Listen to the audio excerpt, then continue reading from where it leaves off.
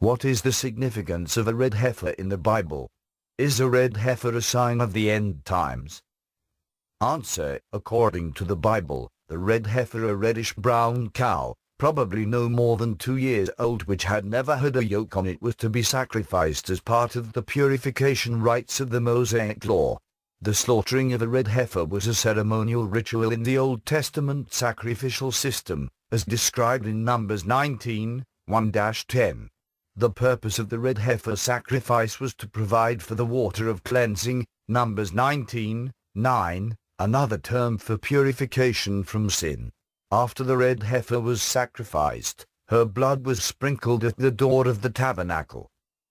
The imagery of the blood of the heifer without blemish being sacrificed and its blood cleansing from sin is a foreshadowing of the blood of Christ shed on the cross for believers' sin. He was without blemish just as the red heifer was to be. As the heifer was sacrificed outside the camp, Numbers 19:30, in the same way Jesus was crucified outside of Jerusalem, and so Jesus also suffered outside the city gate to make the people holy through his own blood. Hebrews 13:11-12. The Bible does teach that one day there will again be a temple of God in Jerusalem. Ezekiel chapters 41-45. Jesus prophesied that the antichrist would desecrate the temple, Matthew 15, and for that to occur, there obviously would have to be a temple in Jerusalem once again. Many anticipate the birth of a red heifer because in order for a new temple to function according to the Old Testament law, a red heifer would have to be sacrificed for the water of cleansing used in the temple. So, when a red heifer is born, which is quite unusual, it might be a sign that the temple will soon be rebuilt. Red heifer born. Emblematic of the rapid unfolding of events in these crucial times of redemption, a red heifer was recently born. The owners of the red heifer contacted the Temple Institute to share the news and receive instructions concerning the proper care of the red heifer. The Temple Institute contacted a professional documentary film producer who provided this exclusive footage of the red heifer. Jewish tradition says there were 9 red heifers, Perot Hadamot, offered so far on behalf of the Jewish people. The first was offered by Moses and Eliezer, the second by Ezra the scribe, 2 more were offered by Simon the righteous and another 2 by Elchanan the high priest, a 7th was offered by the prophet Elijah, the 8th by Hanamal the Egyptian, and the 9th by Ishmael the son of Piabi, 15-16 AD. Jewish tradition says that the 10th, and final, red heifer will be burned by the Messiah at the time of the rebuilding of the temple, Mishnah, Para 3:5. Many well-meaning Christians get excited over occasional reports that a new red heifer has been born, understanding this to be a sign from God that the time to rebuild the Jewish temple is at hand. But should a red heifer be found and later sacrificed, how should we regard this, especially in light of the Brit Chadashah and its clear teaching that Yeshua is the substance of what the shadow of the red heifer represents? But when Messiah appeared as a high priest of the good things that have come, then through the greater and more perfect tent, not made with hands, that is, not of this creation, he entered once for all into the holy places, not by means of the blood of goats and calves but by means of his own blood, thus securing an eternal redemption. For if the sprinkling of defiled persons with the blood of goats and bulls and with the ashes of a heifer sanctifies for the purification of the flesh, how much more will the blood of Messiah, who through the eternal Spirit offered himself without blemish to God, purify our conscience from dead works to serve the living God? Therefore he is the mediator of a new covenant, so that those who are called may receive the promised eternal inheritance, since a death has occurred that redeems them from the transgressions committed under the first covenant.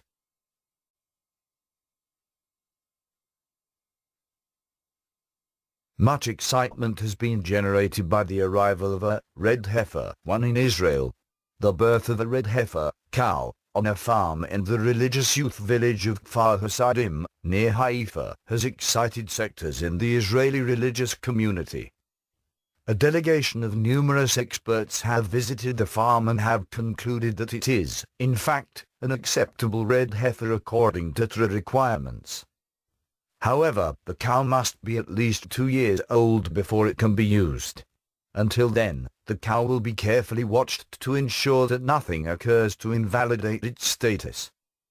Why all the excitement? A red heifer was to be the means for the congregation of Israel to purify themselves, as specified in Numbers 19. It is this TRA connection which drives some of the religious Jews of today to prepare for the coming priesthood and temple services. The red heifer must meet certain physical criteria and must be sacrificed in a certain way. Once sacrificed, the ashes are to be mixed with clean water, and it is this mixture which is sprinkled over the unclean. According to the TRA, the red heifer must be without blemish, must be without defect, and must never have worn a yoke. 2. The sacrifice 3 must be performed outside the camp. The blood must be sprinkled 7 times in front of the tabernacle. The entire heifer must be burned before the priest. Cedar wood, hyssop and scarlet are added to the fire. While the primary purpose was for ritual cleansing, some believe it may have had medical implications as well. The cedar oil came from a kind of juniper tree that grew in both Israel and in the Sinai. This cedar oil would irritate the skin, encouraging the person to vigorously rub the solution into their hands. The hyssop oil is actually a very effective antiseptic and antibacterial agent. Hyssop oil contains 50% carbapenem, which is an antifungal and antibacterial agent still used in medicine today. 4.